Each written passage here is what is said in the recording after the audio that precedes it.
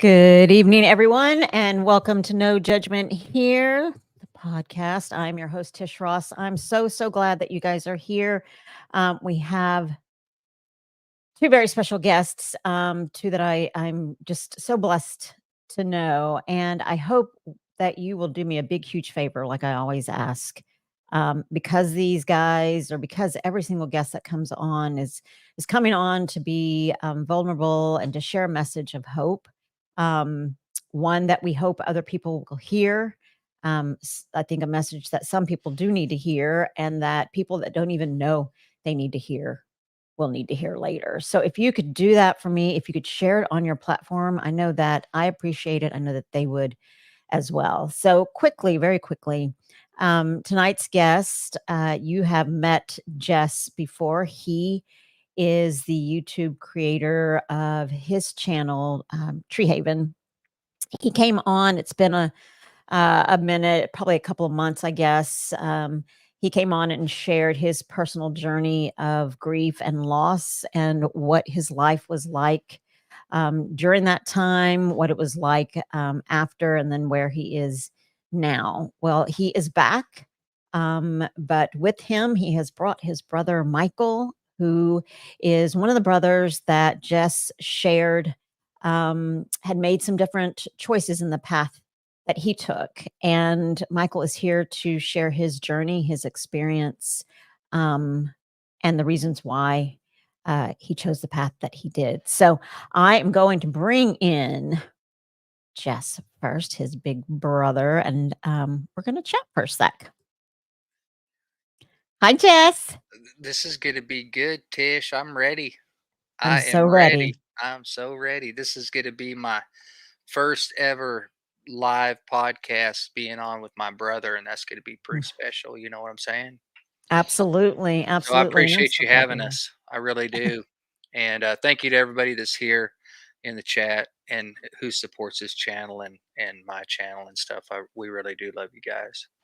We do. So, Jess, like I was sharing with the people that are listening and those that will come in later, you were on few months ago and shared your journey of loss. Seriously, if you have not had the chance to listen to my podcast interview with Jess, you really need to go back and listen, because while grief is hard for everyone, and I don't minimize loss of any sort, but I sometimes feel like the magnitude of loss in your life was exemplified, I think, because of how many brothers and family members that you lost consecutively, right? And I Yeah, mean, it's pretty rough. you I can't even imagine, Mike and I lost our son, Yeah, Ben, and again, not to minimize our loss, and even Mike's loss of that being his only biological son, because I can't imagine that. But I can't even wrap my brain around multiple losses, a sibling yeah, after sibling after sibling, and then a parent, and then finding a parent. yeah. But you shared that in your interview. But um, the brother that is on tonight, tell us a little bit about your relationship with him back then and what it's like now. Um, it's always been great. I mean, we've always had a great brother relationship. You know what I mean? Mm, Even since we were little, and he spent a lot of time in jail. But during those times, like there was never any kind of love loss or anything like that. You know, mm, between us, I always hoped that he'd come out of it. Hoped that he would do good when he got out. Hoped that he wouldn't backslide. Hoped that for better lack of a word, institutionalized, hope he could get out and do good on the outside and not go back in. That was mhm, that was definitely a concern of mine because he had been in and out so many times. You know what I mhm. mean? So Yeah. so um and he's doing great. He's doing great, but as far as growing up, I did spend quite a bit of time during the summer times and holidays and things like that with my brothers, and visiting. My dad would have me come during the summer times, and especially during the younger years when we were really getting to know each other and just having fun, kicking around, being brothers and stuff like that. And I'd say whenever Mikey was probably 12, somewhere in there. Mm. Uh, Even before that, they had moved away. They lived in Arkansas for a little while, and we got to spend, every day together. We even went to the same school for like a year. But um, whenever they moved away and moved to California, and my dad or our dad, we have the same dad, and their mom separated, and Mike and Jonathan's not no longer with us, but Mm. they got pretty involved in gang affiliation where they lived, and a lot of stuff started going downhill at that point. And I'm glad that he's um, made it out, and he's doing good. It's really honestly a miracle. Mm. I remember whenever he was living with me, he uh, he turned 25 during that time. Whenever he was living with me into our adult years, he came back, and I was single during that time, and he lived with me, worked with me every day, and I remember him having that birthday, and I remember one night just kind of hanging out talking, and he looked dead serious at me, and he said, "Jess," he said, uh, where I come from, like I probably shouldn't even be turning 25. You know what I Mm. mean? And a lot of people in his situation never make it that long, you know, and which coincidentally happens to be the age my other brother Eli was whenever he passed away. So he was 25 whenever he passed. But I remember him telling me that, and me just like not really believing it because I mean, like, I didn't expect to hear that.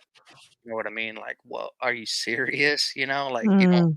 we have a 25th birthday. I mean, yeah, you expect to make it that long, but, unfortunately, some people don't, Right. you know, and I'm glad that he did, and Mike's my only remaining brother, you know, Mm.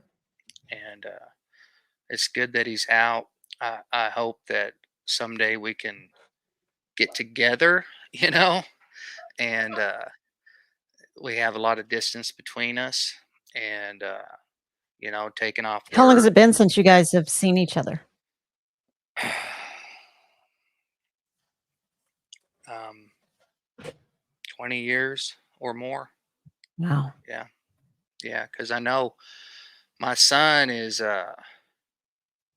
he's 18, not, or he's 19, and we had my son after Mike was already gone, Mm. after he already went back and stuff. So it was right around it's right around 20 years. I don't know Mm. exactly, but it's right around 20 years, since we've seen each other. And I'd love to go to California. He'd love to come to Arkansas, but that involves money and time and taking off work and all that kind of stuff. So Mm. we haven't connected yet, but I'm thankful for um, what you're letting us do right now. I really Oh my appreciate it. gosh. Yeah, I It's really so such a appreciate it. beautiful thing to see. It's been fun doing this, and I told Mike uh, kind of I kind of ran this by him, maybe on your show, and I thought that you would be a good person for him to meet and stuff like that. And plus, you have an interest in prison, Mhm. helping people in prison life, and he's got experience with that, and with him public speaking and stuff. I just thought it would be like a good connection. You know what I mean? And Absolutely. for those of you guys watching but not really getting see the behind the scenes, we have had a couple of meetings to get to know each other, and it's been great. We've had some really good conversations, and you're doing a real good thing here, Tish. Just keep Man, it up. so are you Keep guys. Thank you, keep it Jess, up. Yeah, for keep it up. thinking of me and for, allowing me to have you and your brother on, obviously you multiple times, and to give me this opportunity to Absolutely. be the Yeah. platform that you guys share on. It's definitely an honor, and my hope, like Michael's, is to get that message out, to share the raw, hard truth um, about both how hard it is, but also the hard work that it takes to get to Yeah. where he is today, and he's doing great things. So Yeah, and just to kind of set the scene, I mean, I don't want everybody thinking every time I jump on here it's all doom and gloom, because it's not. right, These are real things that have happened, and but the good news is we're here and we can do really good stuff, moving forward, absolutely. and take experiences from the past and use it to help others in the future, and in the present. And that's really what this is all about. So I'm glad you guys are here. And anybody watching later on, thanks for watching. I appreciate it. Absolutely. But yeah, anything you want to know, fire away. All right. Well, I'm going to have you introduce your brother, bring your brother Okay. in, and then we'll say hi to some people in the chat, and then we're going to let Michael go. All right. So, ladies and gentlemen, please welcome to the stage. No judgment here with Tish Ross, my little brother, Mikey. How I did you like love it. that one, Mikey?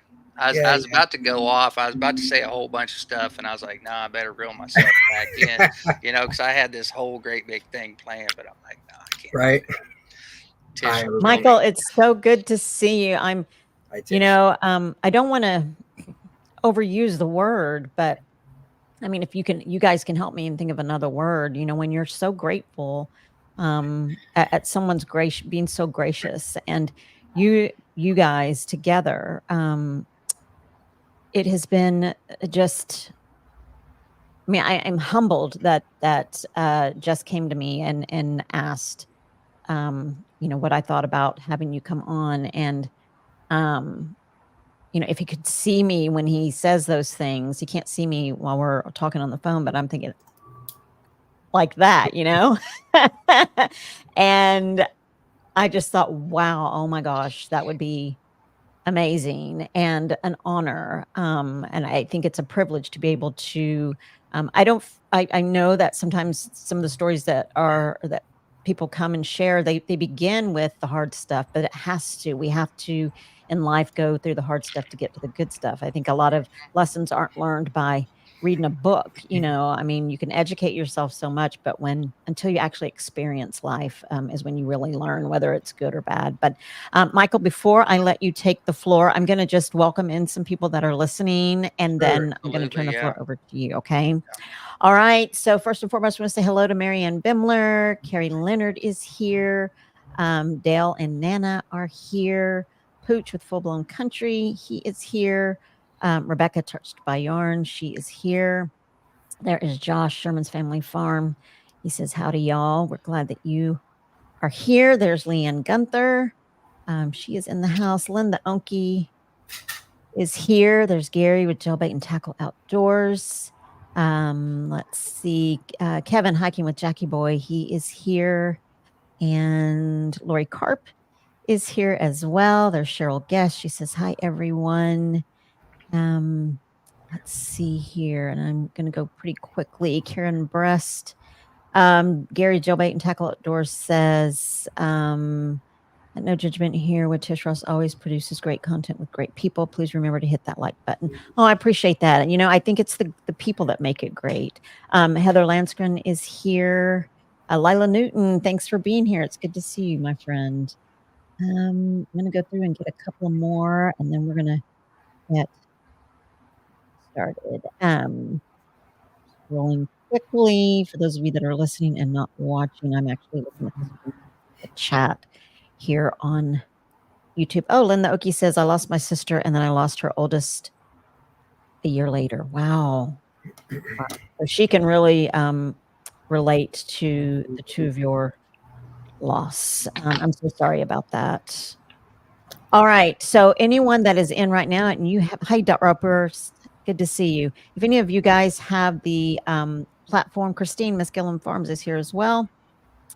Hey, You- Tish Dogman is here too. I oh, wanted to sweet. say hi to Dogman. All right. Hey, Dogman. Samantha Gotcher is here as well. Dogman, thank you for being here. There's Cheryl Robbins as well.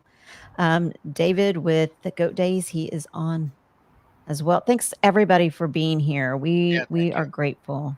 And again, if you guys could share this out, your subscribers and followers are not the same as mine. So the more that we can share, then the more that this message will get out. And I greatly appreciate that. There's Bowen Thunderstick Homestead. He is here as well. All right. Michael, I'm going to let you take over and share your journey from kind of where this all started, the things that you personally felt. I know that we've chatted a lot about growing up in your childhood and how you were raised, how that affected you greatly. And I want to, before you go into that, I want to say that anyone that's listening that has had this an experience with really hard upbringing, um, this is going to just really help you to kind of hopefully um, possibly plant a seed or change your mindset to where you can turn it, because um, and look for the good or look for the positive or just make that change for yourself. I know that obviously this is not about me, but I know what making those choices to change your mindset and the way that you grew up and the way that you were taught to think or believe, and those things, it's possible for those things to change. And Michael is here to share that. So Michael, I'm gonna let you take the floor. Sure. Thank you, Tish. Jess, thank you as always. Love you, man.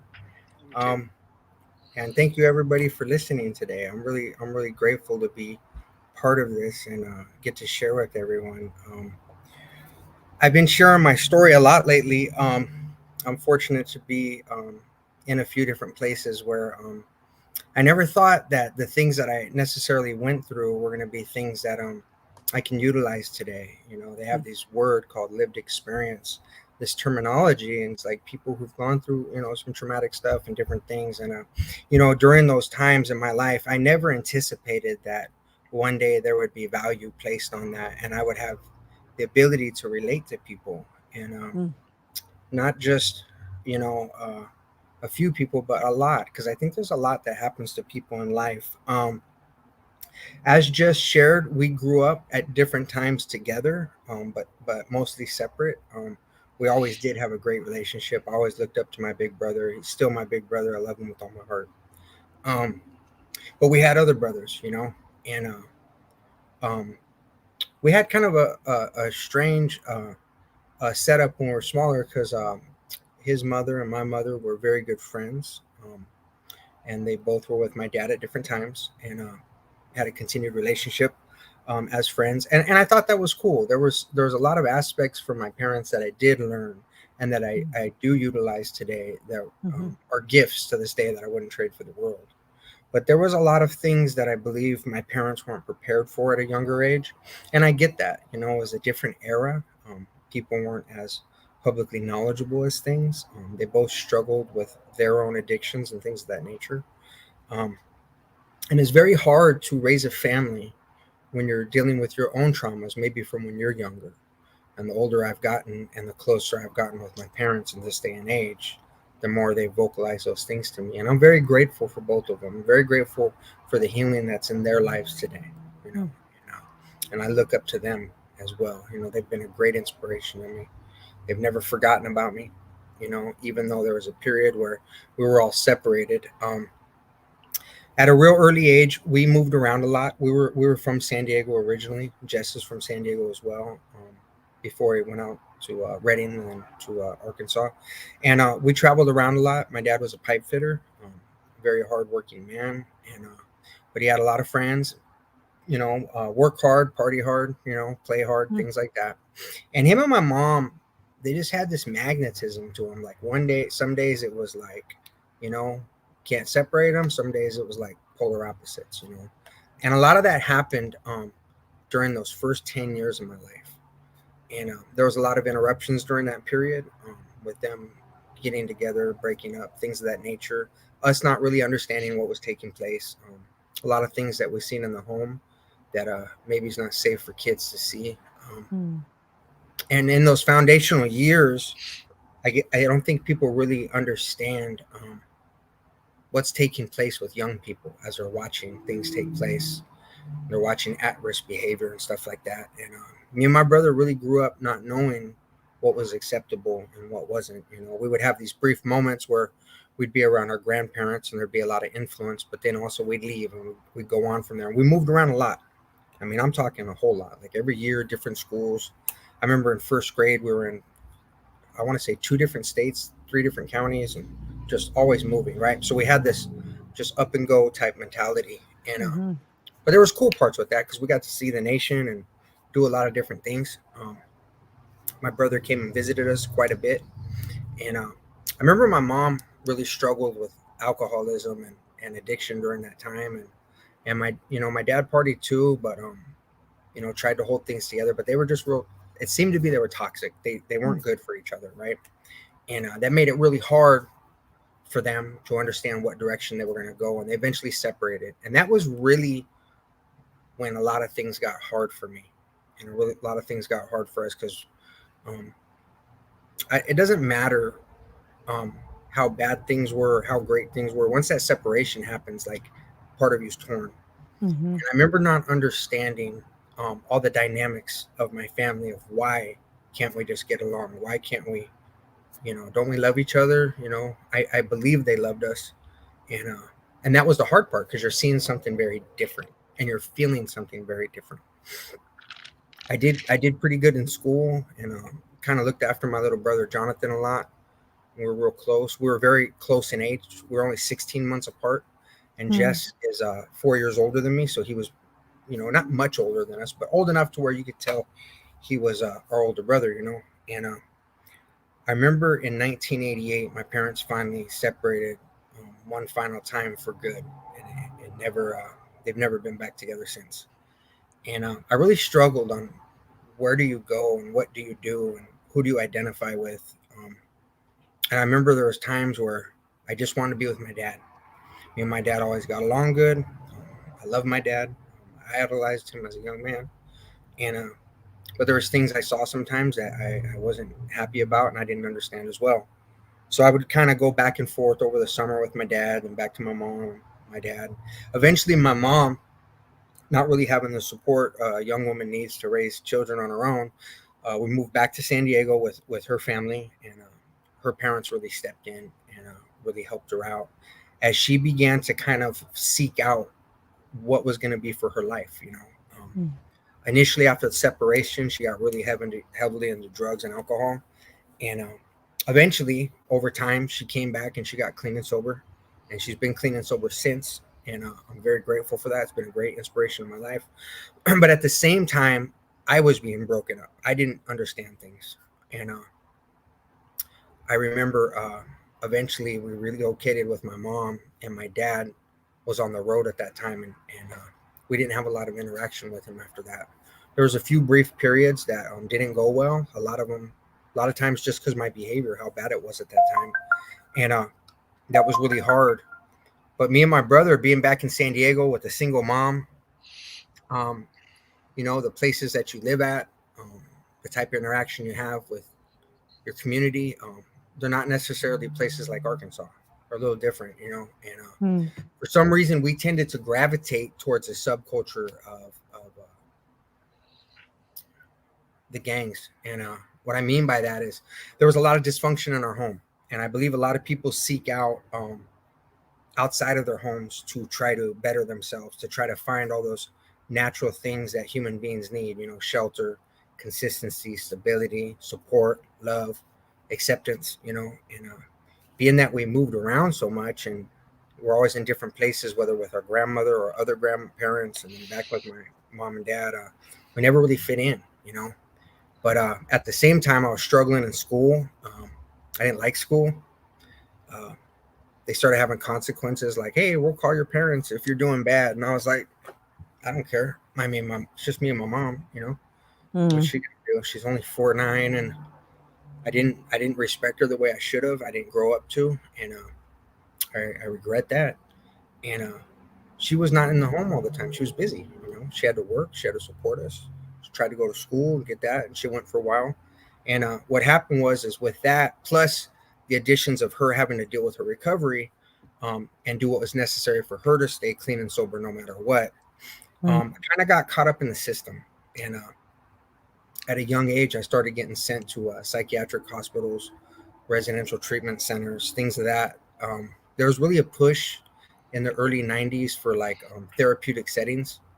And I started going to those at a very young age. And I didn't realize the first time I went in when I was about 10 years old that later on in life, you know, in my 40s, that's kind of the pattern that started right there, you know, because now I had to not only adjust to these different environments I was in. You know, you have to do what's necessary to be accepted there, to survive, to protect yourself, things of that nature. And I ended up being a gang member basically to protect myself, you know, self-protection. That's what it is. And there's a lot of different people that differ on what it really is. But what it was is I was looking for a family to take care of me and to protect me at all costs. And you don't realize you're just joining something that's really just embedded with more dysfunction. Because now it's not just yours and what you bring, it's magnified amongst many members and all the baggage that they bring too. But in reality, we're just kids trying to get by, you know, never realizing they're joining a organized criminal organization that one day, unfortunately, will be responsible for hurting a lot of people. And you know, I really wish that I had a little more guidance during that period. I wish also as well that not just the guidance, because there was some that came through at different times, different people, different family members, but I wish that my heart wasn't as hardened as it was during that time, so that I could be susceptible to hearing what they had to say. You eventually turn off the adults in your life, and you turn off all the people that you know love you, but you've been damaged by, or you don't understand things from. It's hard for you to accept their guidance, you know. And yeah, I got caught in a system at an early age, and my brother quickly followed, which was very sad. And my brother Jess's relationship with me became more distant, because during my you know, my late childhood and early adolescence, we didn't see each other as often. And it started to become phone calls and letters to juvenile facilities, and it led on from there to youth prison, and then prison, all the way till I was finally released after my last stay, which was over 15 years, which was October 30th of 21, which was close to 2 years ago. Yeah. And so, you know, when you say that joining a gang and seeking out some sort of family, some acceptance, yet little did you know that there were a lot of people, I mean, that joined the gang that were also dysfunctional, and bringing their dysfunction to be just one big, huge group of dysfunction. But while you're in the gang, did you feel acceptance for a while? I mean, to just actually be I guess a dual question or dual statement. So you join a gang, and had you not known prior to joining what a gang was, like, did you not know that gangs are not good? You know, that gangs are, I guess, for the reputation that they have, are gangs, people are jumped in and then they go out and they shoot and they murder or steal or sell or whatnot. Did you not know that then, or did you not even care? You do and you don't. You do and you don't. You know from a distance maybe how you're being informed, or how schools, which was very seldom back then, really warned you about. But at the same time, you got to understand, you see very similar adults in your lifestyle, aunts and uncles, people that had affiliations, where these same people loved me. or maybe they looked different. They had tattoos head to toe and would write me from their prison stays and spend time with me when I was out. And you kind of have a predisposition that develops where you don't naturally trust the system that's telling you these things, because I see my mom really reach out and try to help a lot of people too that had gang affiliations. And what happened is I really think what it is, it desensitizes people to some degree, and by no intention, but when you start to identify with these people and eventually feel safer around them, you start to get to where you don't necessarily believe it. But I'm not gonna lie, there was always the that quiet conscience in the back of my mind that some of these things aren't good. And Tish, that's really hard to acknowledge, because that's me saying during that period of time that I knew maybe this was developing to something much, much bigger, and something that could be very detrimental, not just to my life, but to my family's. But at the same time, you want to belong and you want to be part of something and be safe, so much so that unfortunately young people are easily impressionable. I see that today. I work with young people, and it's so hard. I mean, no matter what group or what nationality or what nation people are from, kids want to belong to something. They want to belong to something. And if we don't have the ability as adults, as communities, to provide those healthy environments and those safe places, the natural human instinct is going to reach out to what's available. And that's what I did. And so tell me about, if you can remember the first time. I mean, you would think that the first time that you were arrested would be, I watch and listen to so many different podcasts and different shows, and some of them probably are reality. But, when you see things like Scared Straight, and parents are trying to get their kids arrested so that they can go spend the day to see what juvenile detention is, or what prison is like. Tell me about the first time that you were arrested. I mean, what was that like for you? I mean, obviously, did it not scare you, or? I had already been in and out of facilities at a young age where I was either committed by the school or by my parents, my mom, and different people. And so I'd already kind of been indoctrinated with the idea of the system, right? But then when the avenue opened where I ended up in the juvenile justice system, I remember I ran away, and I was going through a really hard time with my dad, and I left from there. I was real confused, but I was being back with my mom, who I'd already knew. Well, my mom really felt I needed to get treated. So what happened was I knew that was just going to be temporary. I was going to end up back in one of these facilities, because she kind of accepted the guidance of the school district at that time, and the people that were helping her out through therapy, and I didn't agree with that stuff. So I ended up running away with a friend of mine for a little while.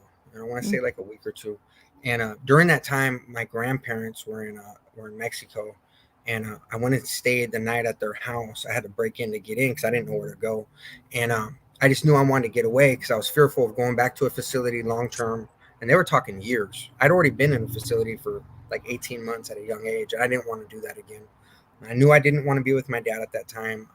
We just weren't seeing eye to eye, and probably best thing for me to be was to stay in either one of those places, and just suck up what was bad. But I already had this idea that no, that's not going to happen. So I remember I ran away, and I was really young, and I was getting high and drunk with a bunch of my friends, and inadvertently somehow they went somewhere and thought I'd be okay because I passed out. But I remember I was waking up and I was throwing up really bad, and I started throwing up blood, and it kind of scared me, right? I was like, this isn't normal. It's never happened to me. So I was walking around Chula Vista, and I remember I was like, dang, man, this isn't good. Like I've never vomited blood over and over.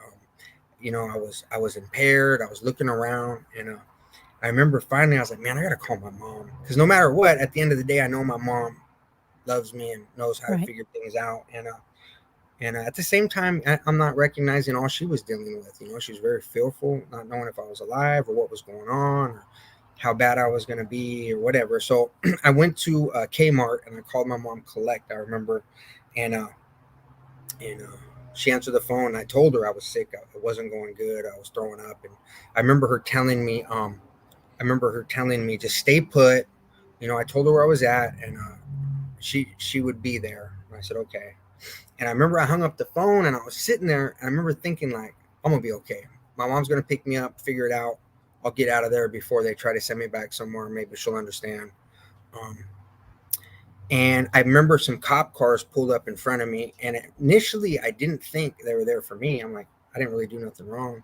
And when they got out and started questioning me, asking me my name and all that, I'm like, man, I kind of knew that my mom had called them out of fear that maybe I'd done something or she just didn't know what really to do. So she was looking to the authority to help her. And they stood me up. And I remember they asked me if I had any weapons on me. And I didn't think nothing about it. My grandfather had the switchblade I really liked. And I took it because I was like, well, if I'm going to be out by myself, I might need it. Right. So I took it and I had it on me, and that's illegal in California. So I remember they arrested me, and I was like, dang, man, like, I wonder what's going to happen. And they had to take me to the hospital because when I showed up, they knew I was getting sick, and they seen it, and they're like, well, we got to check him into the hospital before we take him back, and ask them what they're going to do. And I remember them saying, well, we're going to call your mom. She's got to come pick you up. We're going to charge you. And I was like, my mom's not going to pick me up. She called you, you know? And I don't blame her. You know, she kind of was at her wit's end. She didn't understand. Sure. You know?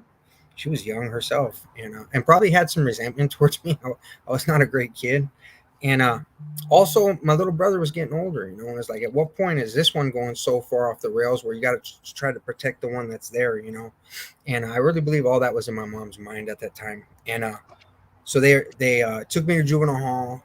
Told me they were going to call her. I knew it wasn't going to happen, and she didn't pick me up. So what the court deemed me at that time is they deemed me like abandoned. You know, like, okay, well, we have to check them in. They made me a ward of the court. I was like, I don't know, I was like 12 years old or something, and that was it. I stayed under supervision of the court, probation and parole, till I was 44 years old, and not realizing, and nobody realized it, Tish. I didn't realize it. My mother didn't realize it. My father.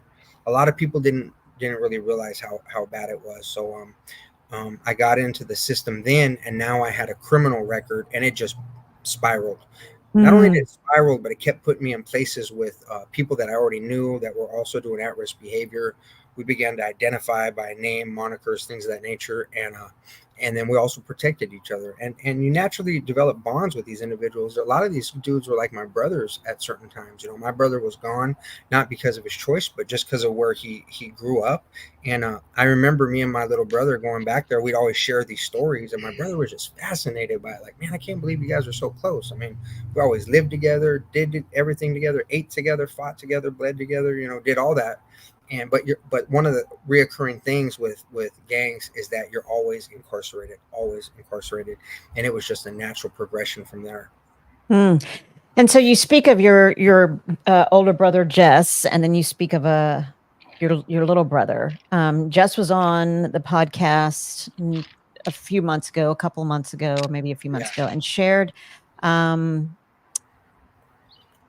his losses, obviously very similar to yours, but explain a little bit. Now we know that you being raised, and we are not bashing parents because parents do the best that they Absolutely. can. I hope. Absolutely. But how, you know, your mom's addiction affected you, and how not wanting to be around your dad, you guys weren't seeing eye to eye, and how that also affected you. You're very impressionable during those hard times, and but then you have your brothers, and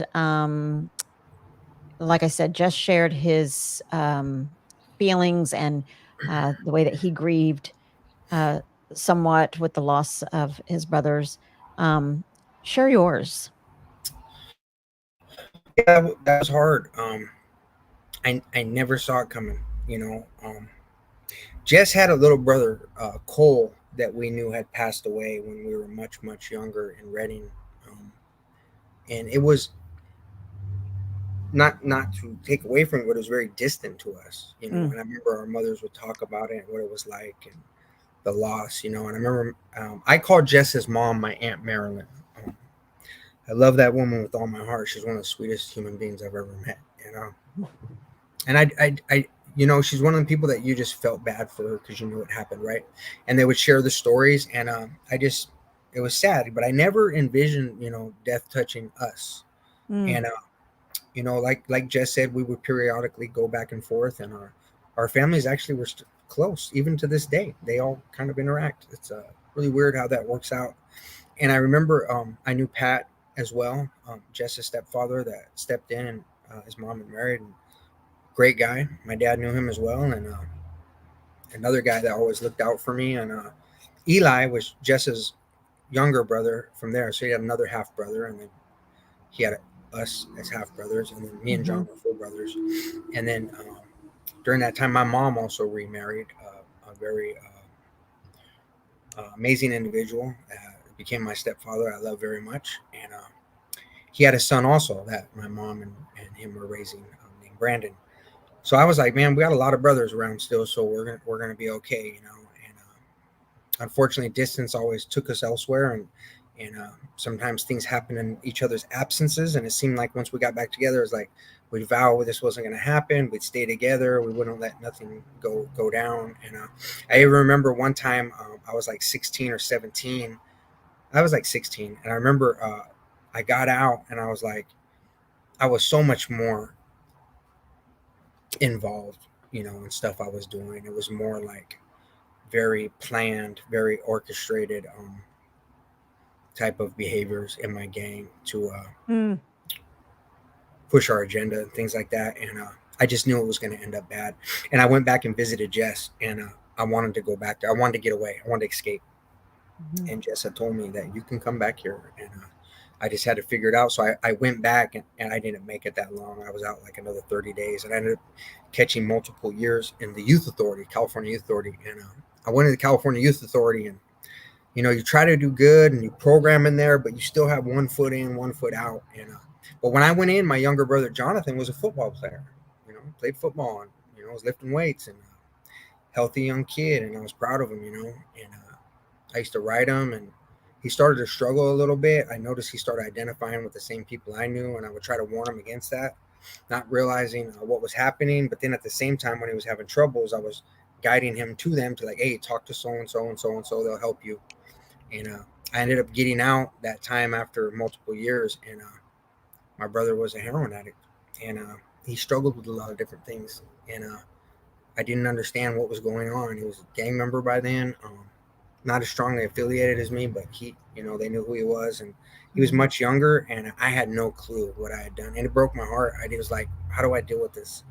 And I remember me and Jess had numerous phone calls at that time about how we were gonna fix this. And John even went back at one time to stay with Jess and told me all about it, and sounded great. Like, I didn't understand, why are you back?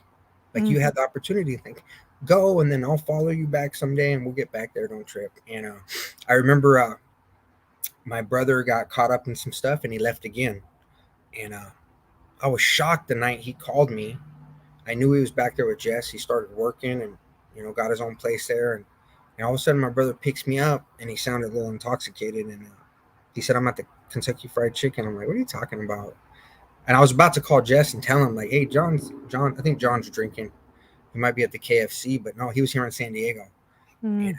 he wasn't here very long, and he struggled with a lot of things. And my brother did have heart conditions and different stuff like that. So immediately, nobody knew exactly what happened, but I knew what he was struggling with.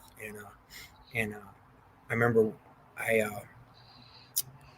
remember on September 8th of no, June 8th, excuse me, June 8th of 99. I came home from my girlfriend's house, and I asked my mom how my brother was doing. They had temporarily let him move back in because unfortunately he'd done a bunch of stuff. It wasn't safe to have him there all the time, but I kind of talked them into keeping him there, and I would help steer him towards doing good. And it just didn't happen. And my brother was involved in some stuff, and he was fearful of, you know, he had a lot of anxiety about some time he was facing. He wasn't sure what was going on. And I came home and checked on him, and my mom said, well, he came home earlier. He was real quiet, and she was getting up to go to bed. And I remember she went in the bathroom to wash her face. I went to open the door, and I seen him kind of slumped over, and I didn't understand, like, what am I looking at, you know? And I closed the door thinking, oh, he'd been drinking, he's passed out, I'll move him and go to bed. And it hit me when my mom looked at me that he looked discolored. So I pushed the door open, and we started to give him CPR. And Me and my mom traded off and on because he wasn't breathing, and we didn't know what happened initially. But the more I thought about it, the more I started thinking I thought he may have OD'd, and the paramedics came and they worked on him for quite some time. But it's like I just knew in the back of my head what had already happened, and they came out and they said we're not sure exactly what happened yet.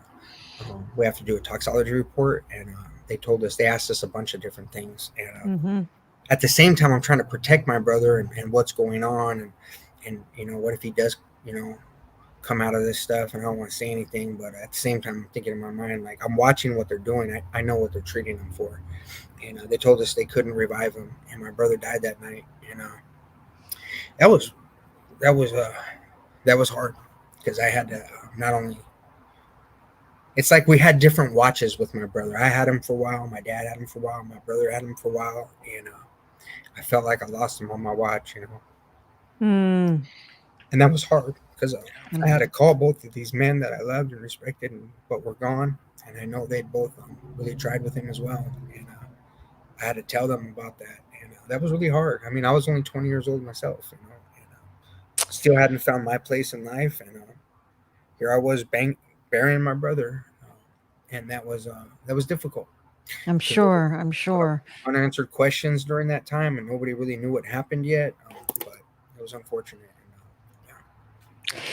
And I'm sorry. And I'm sorry. I know that when the opportunity, if the unfortunate event happens where you find a loved one or a friend or someone not breathing, I personally, when I go there and I think of having to do CPR on a loved one, I'm sorry. I can't even imagine that. But Michael, you said one thing about your brother that he went to stay with Jess for a while, but he just couldn't stay there, and he came back.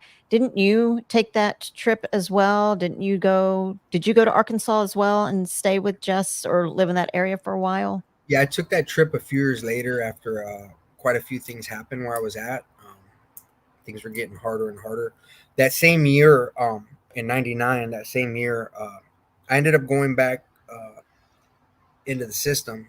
My parole officer violated me, and he felt I was kind of spiraling. He wasn't sure what was going to happen. So during that time, POs would like just take you back for treatment and training. Hey, we're going to send you back for a while, let you cool off. And I was like, pretty stupid. And I remember that I got a phone call. When you get a phone call in prison or jail, it's not good because usually you're calling out to somebody. People can't call you, right? Who could you pick up the phone and call them in jail, right? So when they tell you got a phone call, things are bad. And I remember they told me you have a phone call, your mother's on the line. And my mom was on the line, and I didn't know what was going on. And I remember that the night before at the beach, exactly 5 months after my brother died, one of my best friends was killed. And he had a twin brother, and we were very close. So that was a really hard night. The following day, they told me I was going to get a special visit from a family friend, and my pastor showed up from my mom's church, a guy I greatly respected, and I figured he was coming to console me, like tell me about what happened and what's going on. And I knew my mom was there with the mother of my friend who lived, and kind of helping her out. And my pastor came, and that night, my stepbrother, my mom and dad's, my new stepdad's other son, he got hit by a car and got killed that night, riding his bike home from school. So now I just had Jess and Eli out in Arkansas, and I was going through a lot. And I got out, and I was out 35 days. And I went back in for about a year and a half. And once I got out, I had it dead set on, I was like going back to Arkansas. I would call Jess all the time and say it, but parole always slowed things down. It wasn't set up to let people go. And I tried and eventually I just got so fed up with parole, and I'd seen other people go, and I had tried to do good out here. I mean, I was going to church and got in the Word, and My parents tried to send me off somewhere, but it's kind of too close. I was still tied in with stuff, and I just really wanted to get away. I felt if I could just get away and get back with my brothers that have remaining, things would be okay. And I ended up going to Arkansas, but unbeknownst to Jess, I made some bad decisions before I left. I ended up hurting somebody. Ended up hurting somebody pretty bad that I loved, and they were looking for me for a crime, and but I left. I just took off, and I didn't really tell nobody. Mm. And so when you, what were you incarcerated for, did you say it was 15 years?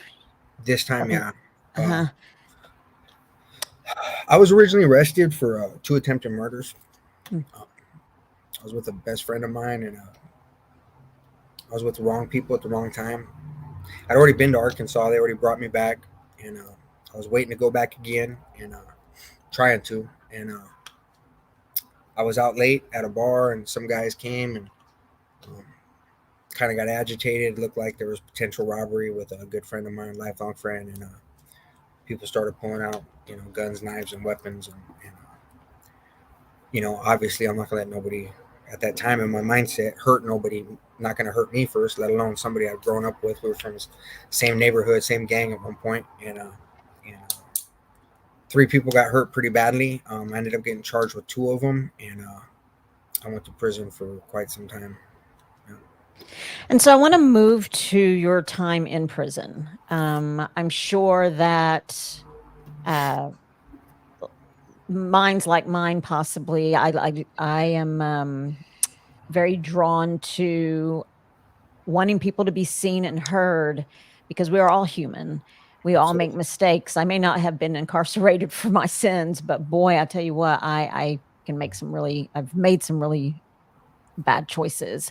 But the people that are in prison are human beings too, that have made horrific mistakes, bad mistakes, for whatever reason, whether it's growing up, whether it's drugs, addictions, mindset, whatever it is. When you were incarcerated this last time, share with us, those people that are listening, what a day in the life in prison is like, or a week in the life of prison. Like, what did you do all those years? Like 15 years. That's a long time.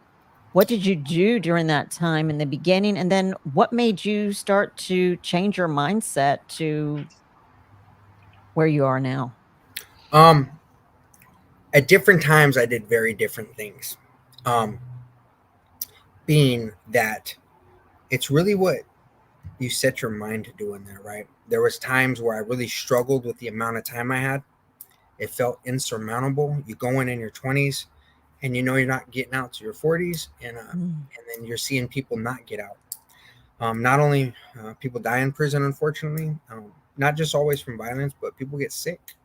There was a time where I was sick. I was in the hospital for like 38 days, and I was on IVs, and I didn't know if I was going to make it out of there at that time.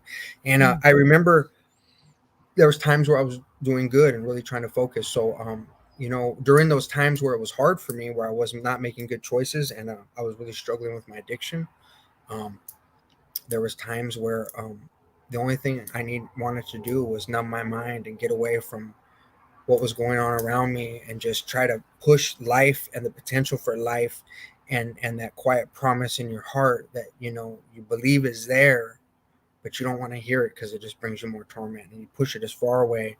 And I would just be consumed with trying to acquire drugs and do different things that were not good. And unfortunately, violence was part of those. And I did quite some time in isolation. Sometimes it was for direct decisions I made. Sometimes it was because of my affiliation and things of that nature, to where I was responsible or had to help somebody either protect themselves or stand up for them and do things like that. And usually that entails you guys going after somebody getting hurt real bad.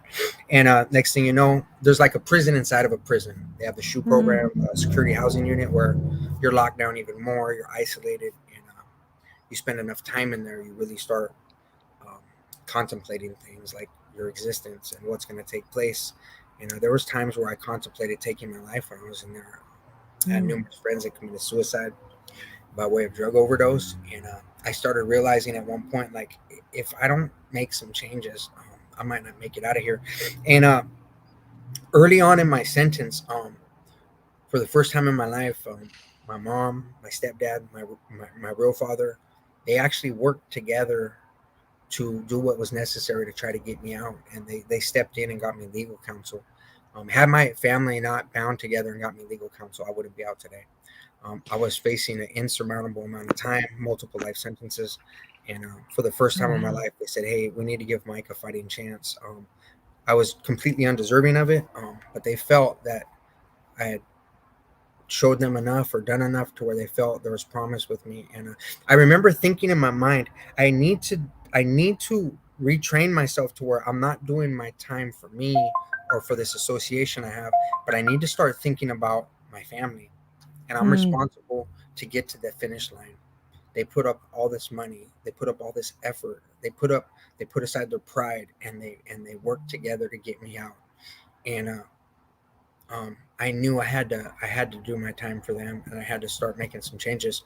So once I got away from that, from where like my entire day was just, I wake up as soon as the sun's coming up and I hear the new officers there.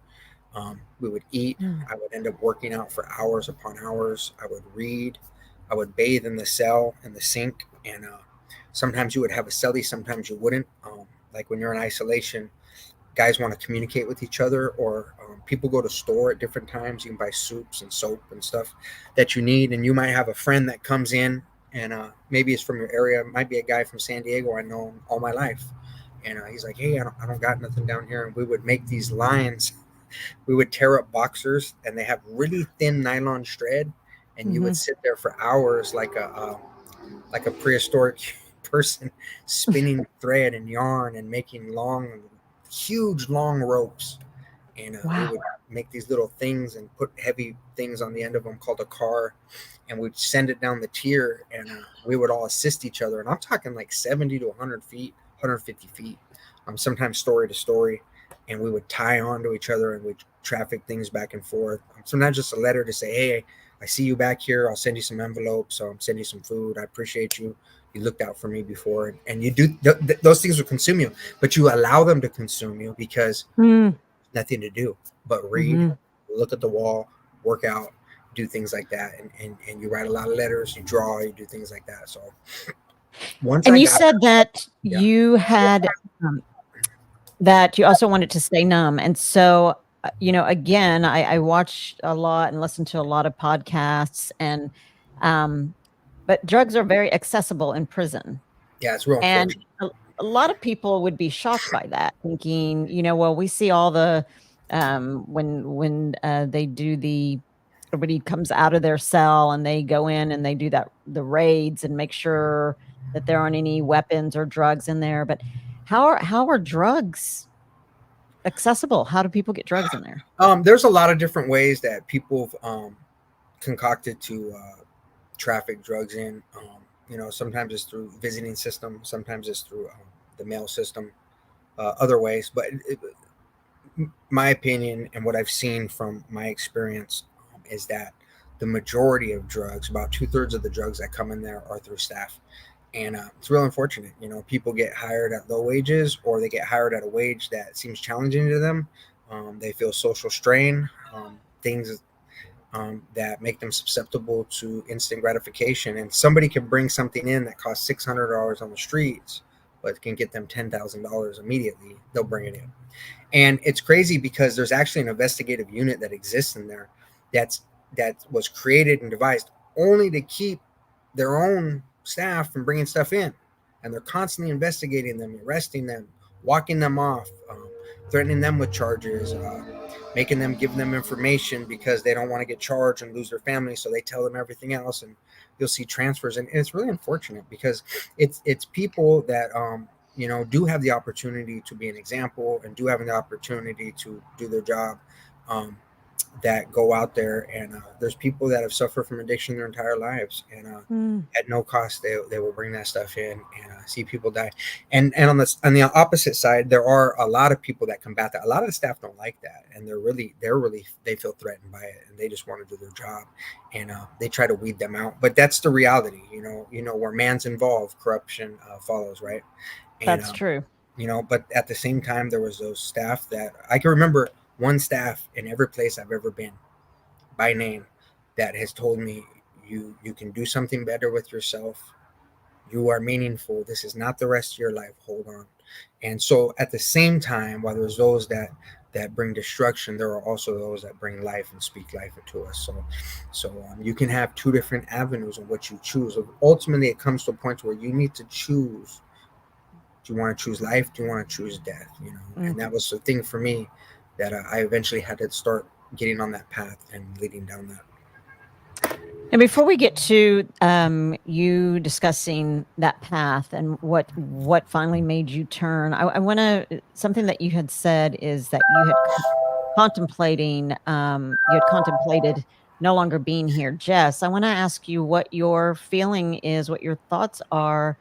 Did you know that? Did you know that at times that Michael was wanting to no longer be here? No, not really.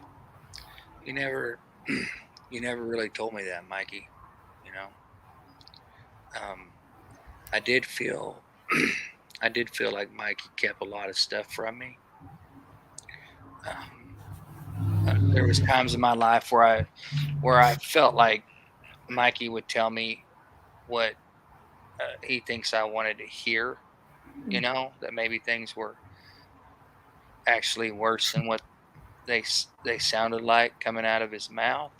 You know, I think it's a lot worse than what I knew about. I don't think I really knew all the details all the time. And there was times where like writing and stuff like that back and forth was really sparse, right, Mikey? I mean, we did have times where a long time would go before we would really connect and stuff like that. No, but I can imagine. I mean, Mm. there's been times I've thought that. Yeah. Whenever I was at the lowest low and uh, had those thoughts, enter my mind as well. And so that doesn't surprise me. I mean, you can help the thoughts that come inside of your brain. Um, you can help how you react to them, but if they just come in, like there's really not too much you can do about it. And I couldn't imagine. I told Mike, all the dealing with some of the death and stuff like that that I dealt with, and that he had to deal with. He had to deal with it while he's in prison. Yes. And you don't have mom loving on you or friends and family members stopping by to check on you. And I couldn't imagine what that would have been like. Yeah. You know? Yeah. But I no, I totally mean, just in all honesty, I mean, I didn't know everything that was going on. Whenever they were doing that, I mean, there's a couple thousand miles in between me and him, and you hear stuff from mom talking, maybe talking to his mom and stuff like that. Now, Mikey's not doing very good. It's this and that, and unless you're there and you're right there, it's hard to really understand everything. Yeah, You know what I for mean? sure. It Yeah, really is. most So definitely. I'm just glad that, you know, I remember not too long ago, me and Mikey were texting each other, and, we were just talking about how we made it through, you know, Okay. and I think it was uh, just being grateful that we're here, Yeah, that we made it. most definitely. Wow, I can't imagine the text. I really I'm so looking forward to and excited for the two of you. I mean, only God knows when it's going to be, but when you guys can actually physically reunite and give your little It'll brother and happen. big brother a Yeah, it'll hug. happen. Yeah, for sure, for Yeah. sure. So, Michael, when you were incarcerated and you are obviously, man, 15 years is a long time to be somewhere where people may not, or where people get to where there's this mindset, right? This is where I am going to be for 15 years. And every single day you wake up and you do the same thing. Um, and then you see, especially, if you were initially supposed to do more time, you were really supposed to do more time until your parents, your family came together. I mean, to be somewhere, I know that Pooch and I, when we see people incarcerated, we think, man, what goes through those minds when you wake up and you're in a cell in a cage, and um, there's some freedoms. Obviously, there's some freedoms that are illegal. There are drugs and things like that, but um, your life is you're dictated, and I couldn't imagine waking up every single day thinking, okay, well, this is day 2, and then here goes year 1, and I still have 14 more years, possibly even longer. What was it that finally, um, helped you decide that one thing that you said when we were chatting, you said that you were tired of living the way that you were living, and that you didn't wanna live this way anymore. What was it? What was it that made that click? Um, I think one thing was the reality that I cannot make it out of here if I don't make some changes and sustain changes, right? Not only could I not just make it out of there, I started thinking about, I think you have a natural tendency as you get a little bit older to start thinking about life a little bit. Mm, So a lot of that was playing in my mind. I mean, so I went into my 20s, got out of my 40s. Every day of my 30s was incarcerated. I never saw none of it out. So I started thinking about things, and my family really moved past a lot of tragedy they experienced themselves, and matured, and really were there for me. My biological father was there for me, my mom, my stepfather, and my extended family really started coming together as they grew and healed and did their things. I started realizing, like, I do have a family. We aren't mm, so separated anymore. Although I'm away, I was like the last remnant that was still part of these things. And I started thinking, what am I gonna do? And they helped me focus on the small things. Like they would talk about sports with me and stuff, and my mom would talk to me about the Bible and stuff like that. And I would try different things out, and eventually I started looking around me inside of there for change, and I started realizing that on them same yards where there was so much destruction, there were some people that I respected, and there's people that I watched go through very similar lifestyles of mine, and much worse, much more traumatic, that I seen them making change. And there was a few individuals where I was actually from, the same gang, same area, that I watched some change in their lives. And there were people that were very close to me at one time. I would hear stories about them, the restoration taking place in their life, what they did, and you're kind of trying to pay attention to find what's that ingredient, right? mm, And that's a hard thing. It's like I heard a terminology that you're just a monster in a box trying to find what fixes you. There's really no set path. mm, There is no interaction with the staff in a networked way to where, hey, this is what you need to do to get better. That doesn't mm, exist. Rehabilitative um, title is on there, but it's a whole slew of self-help groups and all kinds of other stuff, some stuff healthy, some stuff not, and I eventually just started gravitating towards things that were going to better my mind. And I've always been an avid reader ever since I've been incarcerated as a young child. And I just kept reading and reading. And I started journaling a lot. I started really writing out, and I started going to some groups. And I remember I went to Celebrate Recovery, and they really challenge you on journaling, taking that moral inventory, working the steps, not just taking a fearless moral inventory of your wrongs, but doing one of your rights. And I'm going to tell you right now, I've never, like, what are the good I've done? And that was the hardest thing in the world to write, because it's mm, like, you know not that I couldn't write things in there. There was some good I did, but I'm going to tell you right now, it wasn't enough to be proud of. And it wasn't enough to stand on and say, hey, I'm where I want to be in life. So I think that reflectiveness and me writing and processing the things that happened to me from when I was 7, 8, 9, 10 as an adult, it began to open my mind up to a lot of things.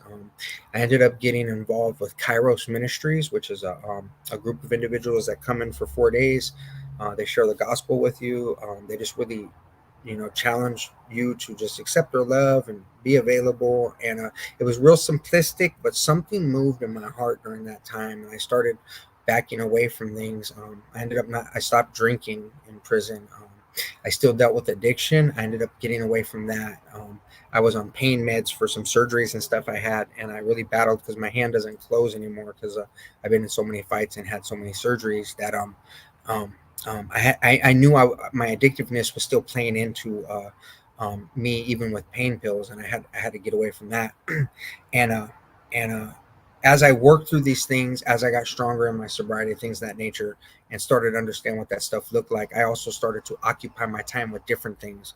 No longer was I so preoccupied with the gang politics and all that stuff, and I ended up separating myself from that subculture in there, which wasn't easy to do, but And how also. did you do that? I'm sorry, I don't mean to interrupt, but people that are part of a gang, and especially as long as you had been and been there, pretty well known and pretty high up in terms of the hierarchy, I guess. How did you get out of it? What was the Hierarchy wise, I think it's just a system that eats and preys upon itself. As my mind cleared, I started to see that I needed to get away from this. I needed to. You're a byproduct of what you're surrounded by, So if you continue to put toxic things around you, just by nature, you're going to be a toxic individual. Garbage in, garbage out, right? I'm a big believer in what you put in your mind through your ears, your eyes, and just your spirit. So California started moving towards this idea of SNY 50/50 yards, non-designated yards, and these yards exist for individuals that usually are preyed upon. Usually, individuals that have had problems with the general population, but one of the groups that ends up sometimes on these yards are people that had strong gang affiliations and are trying to back away from those. And that's a hard thing to do, Hmm, especially when you've always identified with this group, and not only just identified them but care about them. right. And you care about their reputation as well, and you care about these things. But it started happening at such a rampant place that I was like, this is a movement that's happening within the prison system, right? There's a lot of people that look down upon it. There's people that still look down upon me for it. Mm, There's people who told me you're going to ruin your entire career, and what their terminology is, your criminal career.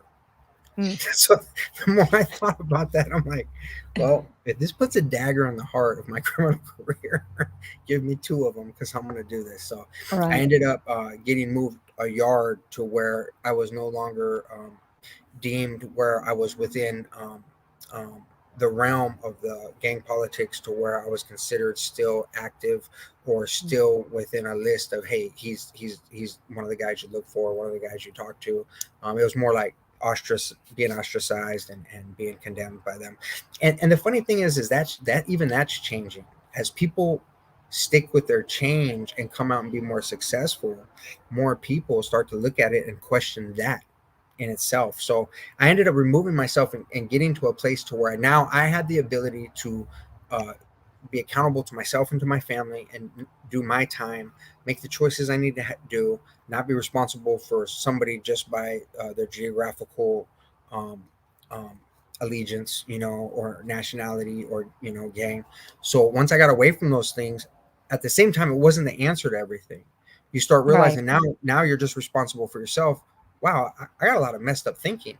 So that's when I really started going through the self-help and things like that, and got involved in college, and started really occupying myself with things that I believe could be fruitful and lead towards something, even though it may not felt like it in the immediate.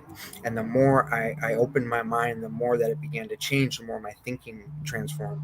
And as my thinking transformed, thus my behavior followed.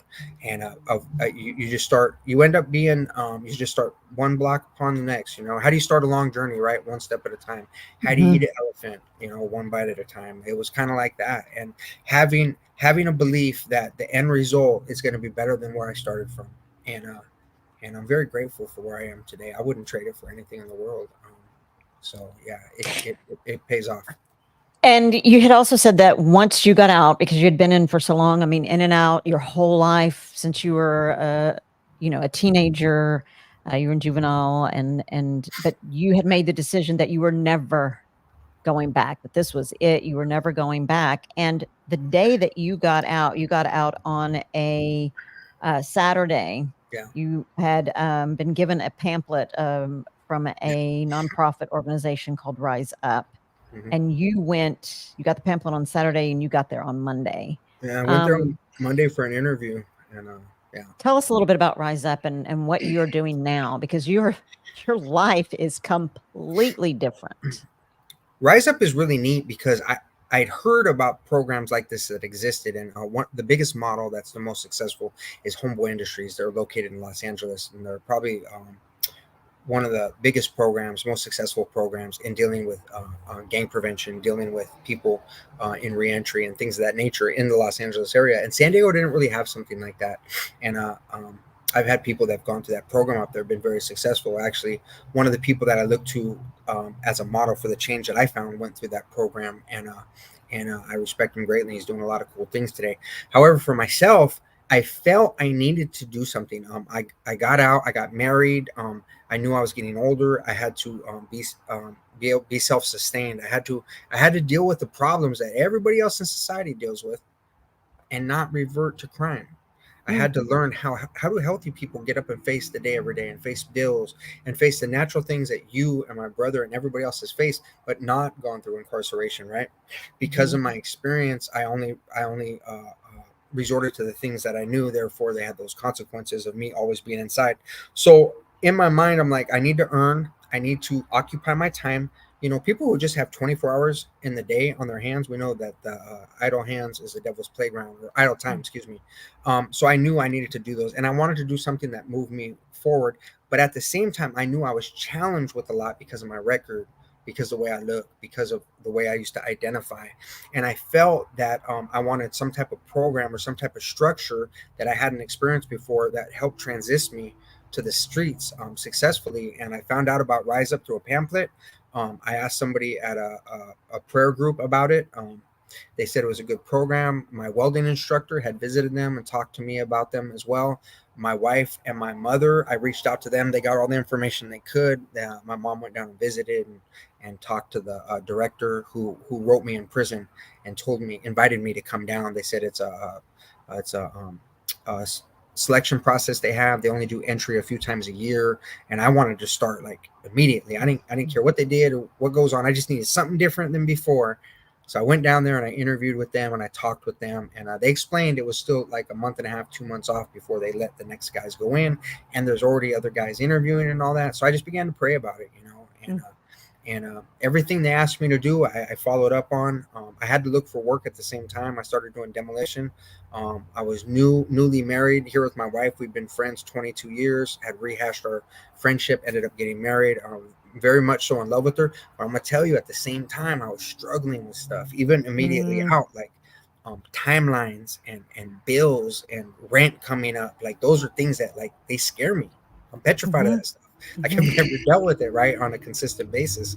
But I knew I just had to keep challenging myself and get outside my comfort zone. So I would open up about these things to my wife and to my family and stuff. And me and her struggled with communication a little bit when I first got out, because I'm used to dealing and communicating in an environment where anything could lead to violence. And also, you have to impose your will a little bit in prison. You have to let people know you're present and you can't be walked all over, right? So naturally, those are things that don't work in a healthy marriage, right? Right. And at the same time, I knew when I was seeing those things, I was like, this isn't who I am. This isn't what I want to do. So as I was getting involved, I ended up getting accepted to Rise Up. I also wanted to go to college, so I was applying. The holidays were here, and I got invited to Rise Up, and I started working there. And I opened up to them about some things that were going on with my wife. My wife is my best friend. I love her with all my heart. She was one of the greatest support systems towards the end of my time there, and really opened my eyes to a few things that I hadn't worked out in my mind yet about getting out. And she was the one that was instrumental in helping me find the remainder of that change. And at the same time, I greatly respected her. I respected her before I was ever romantically involved with her, for the way that she changed her life and she found her change. And she really just sacrificed her not her life, but just maybe her dreams for raising her children in a respectable way, and a very hard worker, a very consistent person. She's been at the same place for going on 23 years, and I Wow. greatly I respect that. So I had to learn how to communicate inside of a relationship, and Rise Up helped me do that. They provided services. They have job training, is what it is. They hire you. They only hire people getting out that have been priorly involved in a gang. And what they do is they give you a CNC job training to be a machinist, Hmm. which is a fascinating job, really neat skills, and also something that's very helpful in somebody being self-sustaining, right? At the same time, they understand that people have PTSD, post-incarceration syndrome, all these different things that it's like a decompression time that people come through as they get out of this environment they were part of, and they understand the struggles that we go through, and they provide the therapy necessary. They provide case management to help people traverse like their medical budgeting, all those things, and at the same time, they give you a positive environment to be part of, so that you don't have to seek back out to those old friends and those places. And it was a place where I just really fit in, and I believed in what they were doing, and I excelled there, and I struggled there as well. And but the cool part is these people sit down every day not to better themselves, but to think, the men that are in our program, how do we make their lives better every day? Are they struggling with technology? Let's get a tech expert in here once a month to help them out. They're only doing stuff on their phones. Let's get them laptops. They found a foundation and donate us laptops. How do we give them extra assistance during the time when they make a little less? Get them gas cards, all these things. So it was really cool, and I liked what they were not preaching, but what they were showing every day. And I got accepted to college also when I got out. I got 3 associates when I was in, and Wow. during that time, I got out and I had a dream to further my education. I applied to 4 UCs and San Diego State University, and I was accepted all 5 of them. And My gosh, yeah, congratulations. thank you very much. I never thought that was going to happen. I didn't even know if the college in there worked. I knew I grew from it, but I didn't know like if it transferred out here, and it did. And I ended up Wow. selecting San Diego State University. And a lot of people thought maybe I would move away from Rise Up at that time, but I stayed there, and they adjusted my hours some. They were a huge support, and they said, because you're capable in an area we haven't necessarily seen before, we're not going to support you any less, any differently. We believe in what you believe in, and we want to support you. And I'm a social science major. I study sociology with the emphasis in criminal justice at the school. I believe in reform in the prison system. I believe in impacting young people that are impacted by the juvenile justice system, and helping people, kind of traverse incarceration being a challenge for them. So at the same time, and I was doing so much work voluntarily teaching in juvenile hall and reaching out to young people. Rise Up approached me upon my graduation. I just wanted to learn something to help feed my family while I was going to school instead of waiting tables and working student jobs. And they asked me to stay on and be a full-time staff there. So now I work at Rise Up full-time, and I help people experiencing reentry each and every day and getting out. I just met with the guy who got out the other day. Before I got here, I just met with 12 kids in juvenile hall. I'm teaching them how to build healthy relationships with their families. And it's crazy because I get to think back to all the things I went through, and I can't change Michael when he was younger. I can't change things for my brothers no more. I can only make do with what we have today. As much as I miss them, and as much as I miss that opportunity of making that change, then I can make it and help.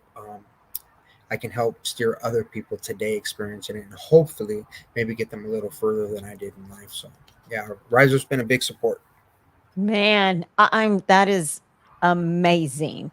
Like, something that we were talking about when we were in the pre-interview process, that you said that never in your life, or some to the fact that what you have been through would ever come in handy, right? So like everything that you have been through and where you are now serves such a great purpose, because you're able to communicate knowing how the feelings experienced, the life, knowing what it's like to come out with PTSD and trying to transition into this real world and real relationships where people are like, dude, I'd rather be in prison. I can't do this, or, preventing people from, the juvenile, our youth from making this being a career inmate. And Yeah.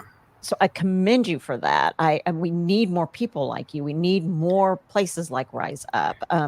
People So don't know how to come out and live. I mean, I think there are some people, such as myself, until I started listening to people who had been incarcerated, saying that it's very difficult when people think that, man, I can't wait till I'm out and I'm free. But then once they're out and they're free, they're like, oh my gosh, yeah, I cannot do this. I can't. I feel more comfortable and more accepted being in prison, so I'm going back. that's very true. Um, and another thing that you are doing, so you spoke recently, and you helped raise Yeah, $250,000. Is that correct? it was about a quarter. I feel like I was a small part of it, but I was a keynote speaker recently at Rise Up's gala, and I was really grateful for all the people that are instrumental in making Rise Up happen. It is not just the Yes. full time staff, but a lot of donors, a lot of people that have utilized their networks from their success in life to helping Rise Up further itself, and it was a great opportunity. I got to meet a lot of neat people there. Some famous retired Chargers there that were supporting us, Rolf Bernershka, and then some other people that were kind of known for their change and how instrumental they've been in the system, like Ken Hartman and Steve Avalos were there, and guys that I look up today because they've Mm. transformed their lives as well, and they have like a national impact. And to think that I can sit at these feet of these people and learn, and maybe you know take some of the things that they've learned and make them tools in my life. I'm very grateful for, and grateful for that opportunity that not only can I utilize what I've gone through in life, but to um, help myself be an advocate for those that are still in, because I want what Rise Up does to grow and be sustained and to multiply to other places, so that people that suffer from incarceration and being bound by it can have that opportunity one day. Because I believe our communities are better with healthy, functional people that are outside of here, that feel safe and that know how to live safe and healthy amongst their communities and their loved ones who want them back. Yeah, absolutely. Because I mean, gosh, the effects of being in prison, and yes, by choice, not all, but because I do listen to wrongfully conviction as well, but by choice, a lot of people are in Yes. prison, and but they do their time, and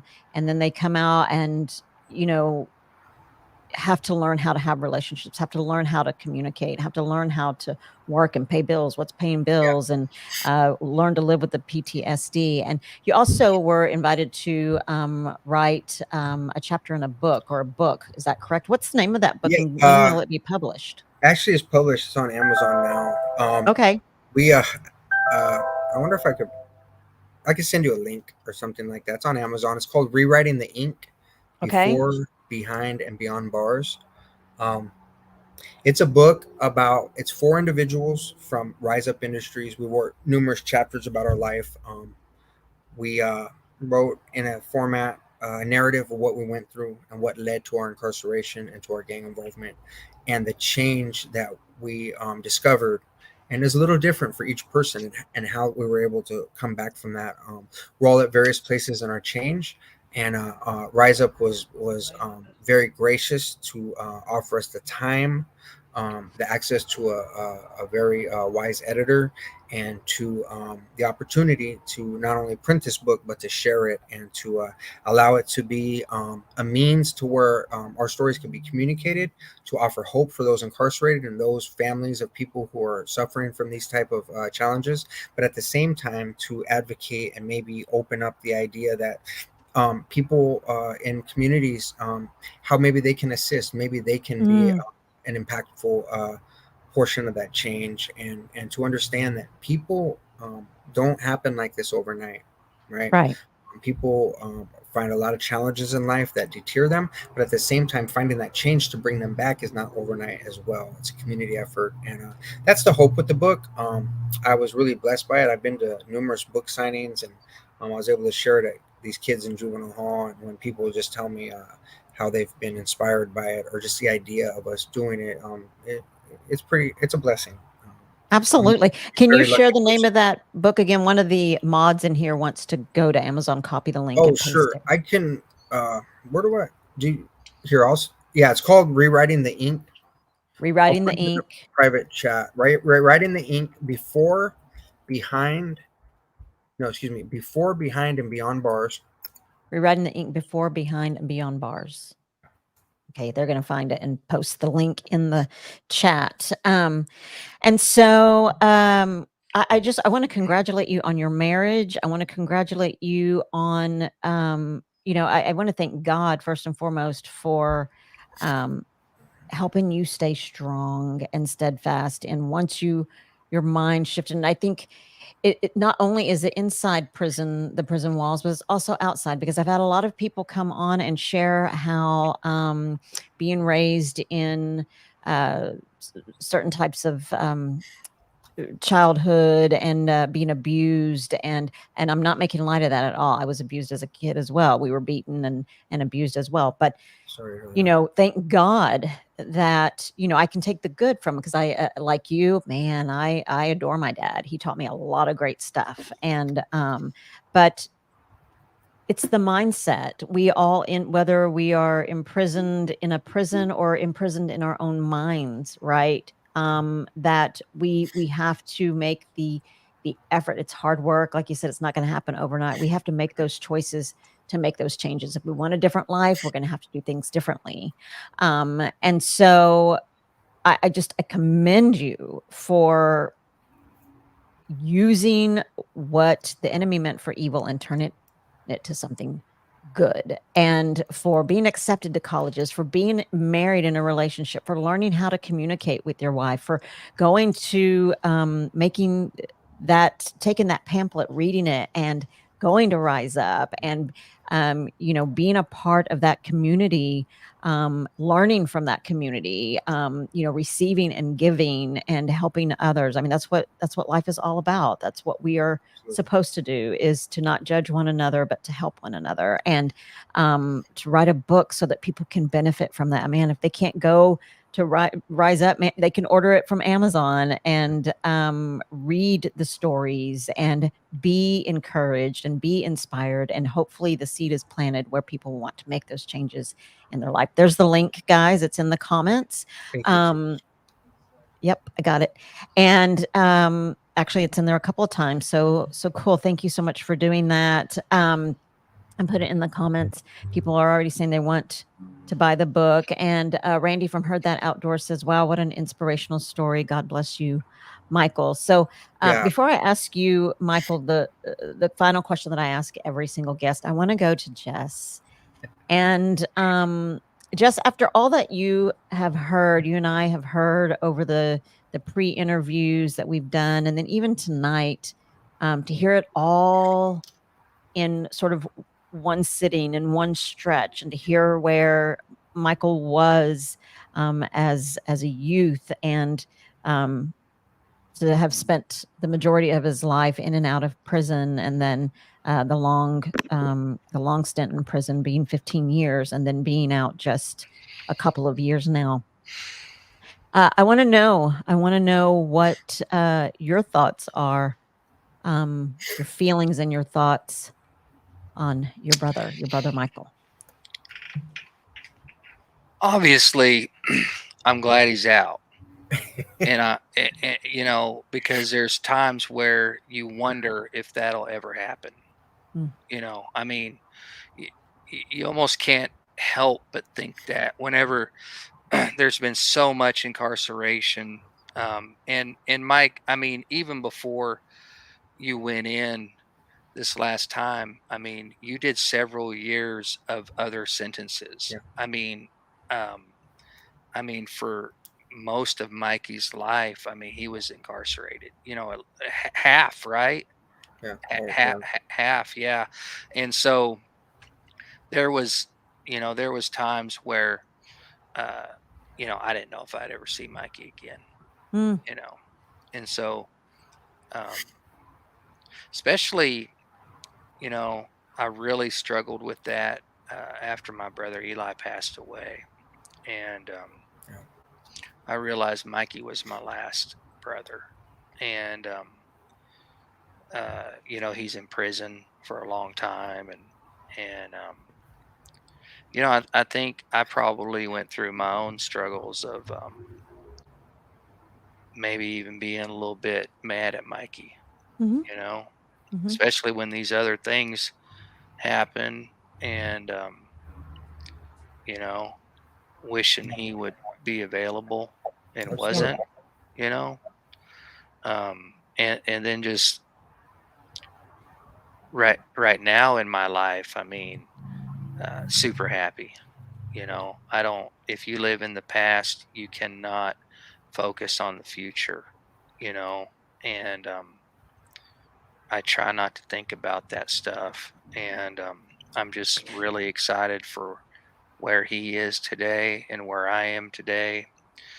And getting back to what I said earlier about, um, we made it, was it also had to do with being able to tell our story, you know. And we look back and it's like, man, all this stuff happened, and this happened to you, and this happened to me, and he every I went through, I know he went through. Not every single detail, but the gist of it, Right. and just kind of both recognizing this unbelievable gift that we both have, Yeah. that because of our own decisions, uh, things that we decided to how we decide to live our life, or decisions we made, even just me being a YouTuber, you know, having a platform, Mikey getting out and doing good, and he has his platform now, which Mm. which is growing rapidly, and just being able to say we made it, you know, and we both have like interest in helping other people, Mm. you know. And so you go Absolutely. through all this crap, and for years and years and years, and struggle and stuff, and then you kind of realize, hey, we're both here, you know, we're here, and we made it. Yep. I And love that. what do we do moving forward?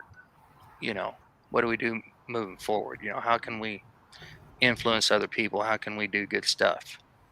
How can we help somebody? you know Absolutely. and I think when you die, Tish, Mikey, everybody listening, what I believe is, you know you really leave them with the way that you made them feel. Mm. And material possessions and stuff like that, people don't really worry that much about all that, too much. Whenever all the smoke clears, your thoughts kind of go back to, well, this is what this guy meant to me. This is how Mm. he made me feel. This is the stuff he said to me. And I really believe that's all you really leave people with on this earth, is how you made them feel when you were here. And we got a lot of good stuff to do moving Yep. forward, and I'm looking forward to it. Yes, sir. And I I just want to try to live my life to help other people. Maybe somebody's been through some stuff like I have been, you know, or maybe somebody that wants to be a YouTuber and they got a Mm. story kind of similar. Like, how did you do it? Well, let me help you, you know, and Mikey's doing the same thing. So it's just kind of weird how after all these years, I never thought of myself really as ever doing anything, and Mike probably didn't either. And this many years later, we're both kind of doing something. You know, Absolutely. it's kind of cool. Jess, do you have that picture by chance? If not, it's okay. I mean, I have to Um, ask Michael a final question, but I wanted to see if you had that picture. yeah, let me see if I can send it to you. Oh, Of Are you the of talking about the all of you the one of guys. all of Yeah. us? Let me Yeah. see. Yeah. it was I thought really Mikey good was one. sending those to you. Let me, if I got it here on my phone. If not, that's okay.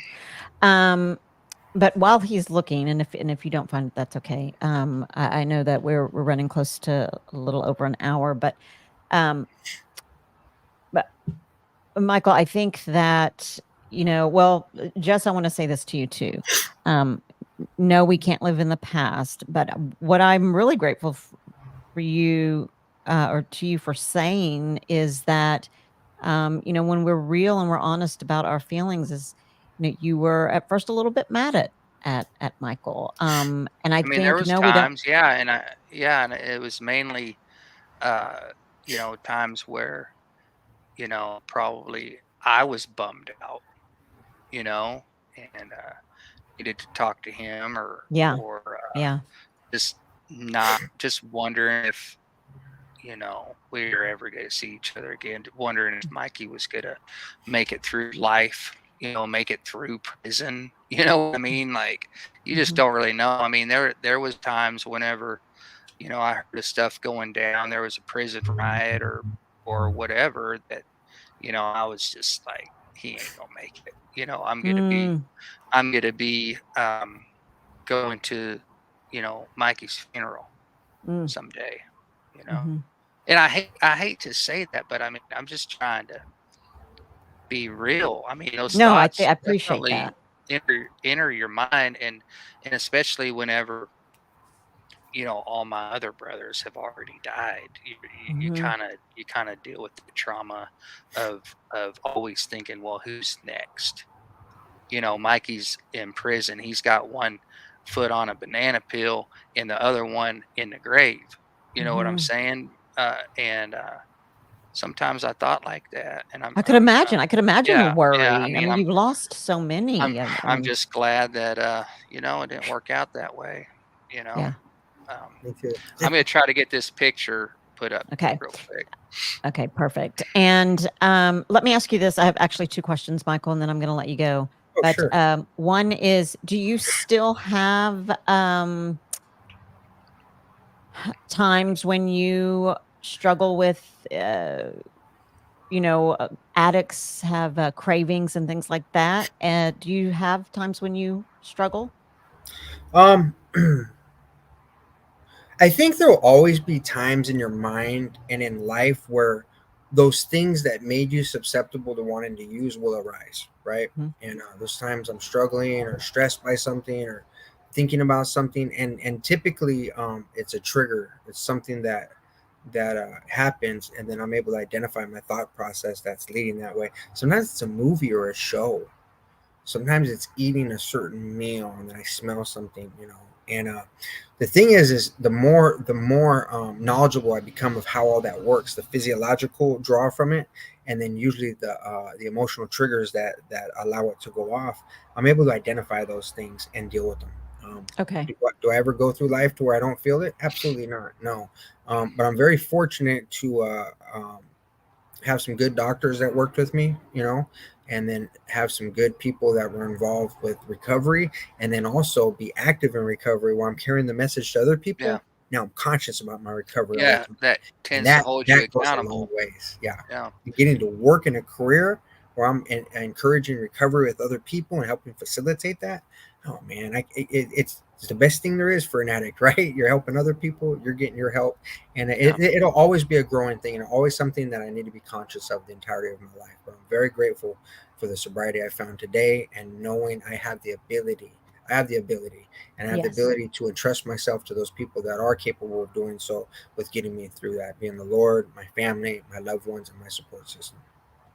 Absolutely. And thank you for sharing that and congratulations on your sobriety and also the awareness and the revelation that, uh, you do have the strength, you have the power, the ability to make that decision and to control that. And I asked that question because we do have a lot of people that watch that are addicts or recovering addicts or Mhm. who are alcoholics and things like that. And so, um, there we had a gentleman on, David, who I think is listening, David and Samantha, who, their lives completely changed after, they found the Lord, and he said, "I'll never go back ever," and he doesn't have the temptation, he doesn't I That's think there awesome. are things that make him anxious, and I'm sure that he works through some of those things, but, like you, he works, his sobriety and being clean every day by having conversations with the Lord every day, all day. So uh, I want to ask you this final question, and then I want us to end on this really cute picture, and I want you guys to tell us who they are. But so my final question to you, I ask all of my guests is as you're thinking about where you were in the pit, your life where it was, not knowing where you were going to be, but now knowing where you are. Who would you say? Who is Michael today? Who are you? Who are you today? Michael today is somebody that understands everybody faces a lot of challenges, not just himself. Mm. And then also everybody has the right and the opportunity to be able to experience that change if they can muster up the courage and the ability to. And also be honest about you can't do it alone. So I'm somebody today that wants to understand that as I understood it took a village to get me out of that. I want to be part of that community that gets other people out. I wouldn't trade my experience for anything in the world. Because if I can have the Wow. impact I have today and be able to help more than just one person, me being one, but other people, I'm very grateful for it, and I'm up for that challenge. I love that. I love that. Thank you for sharing that. And that's true. I mean, gosh, if you hadn't gone through it, you wouldn't know how to help others. And to say that you wouldn't change anything is huge. So, I just don't know how it would work out any other way. Yeah. I'm grateful for what I have right now. I've suffered a lot of loss, but what me and Jess have today, being able to call my mom and dad when I need to, being able to see my wife every morning. I don't know if those things would be the same otherwise.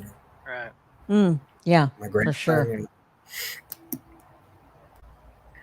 All right. Thank you for sharing. All right, we're gonna move to this little pic here, and let me. All right, you guys, tell us who. That was a long time ago. Yeah. Who's the First cutie grade. on the far left No. with the little baseball cap? Me That's, making faces. Yeah, that's Mikey on the left. Like a This was back at our old homestead. Yeah, we're visiting. Whenever Mikey and Johnny came up to visit, you could tell we got the burn barrel in the back. We got the 49 Chevy pickup. That's the truck I learned how to drive on. It was 3-speed with granny, had the starter on the floor and everything. Now you see where I get my tiny home building abilities. You see the shed in the back, all that old reclaimed metal Yep. up there. Yeah. Of course, that's me on the right. I'm the big brother, and then next to me is Johnny, and then the little guy there. That was Eli, and so that was all of us together. And then, of course, we got the dog down below, and the dog's name was Sammy. So Yep. that was us whenever we were little, and Yep.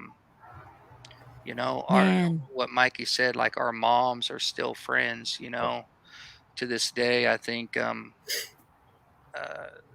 it was kind of, looking back, it didn't seem weird that my mom and Mikey's mom would be friends. Mm-mm.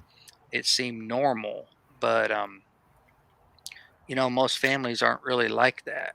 You know what I'm saying? And so I think that also kind of helped just kind of string everything together, for us, you know. It's amazing. It's Yeah, amazing. yeah, It really is. And I can't thank the two of you enough for, again, coming on and sharing something so personal and being so transparent. But I think, yeah, no as problem. always, we do that so that others will know that they're not alone, so Absolutely. that others will not think that they're struggling all by themselves, or, well, I'm the only one that's gone through this, or there's nobody out there that would ever understand what I'm going through. And that's the whole Right. reason for the show, is so that people will not feel like they're alone, and so that they will gain some sort of hope. And I believe that the two of you, separately as well as coming together, have done that, have given someone somewhere some hope. And I'm grateful for both of you coming on. And I congratulate you, Michael, on your success, and Jess, I congratulate you on yours as well, for you, both of you, just being incredible No, human thank you. beings.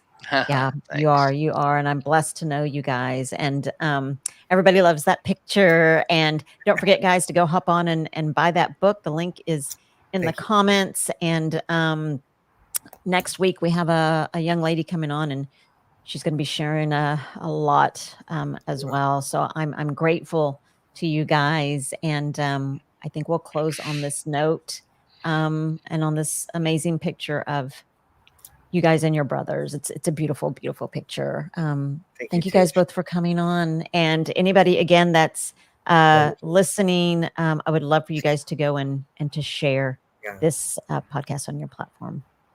Yeah, thanks, Tish. Thanks Thank you, for Tish. having Thank us you, all your again. And viewers, too. I'd love to come back on sometime and update. Yeah. Yeah. I'd love to have you guys come on. Hey, when you guys reunite, I'm coming. Okay. you might have to come to. It'll I don't know happen. if I'll get to California first or if Mikey will get to Arkansas. We'll see It'll what happen. happens. Well, I'd love to Right. meet you, Michael, in person, and Jess. It's Absolutely. always good to see you in person. So I love you guys. Thanks for coming Love you on. too. Thank you, guys. Love you, bro. Thank you. Everybody have a good night, and we will see you guys next week. Have a great, great evening. Bye-bye. Bye, guys. Bye, all.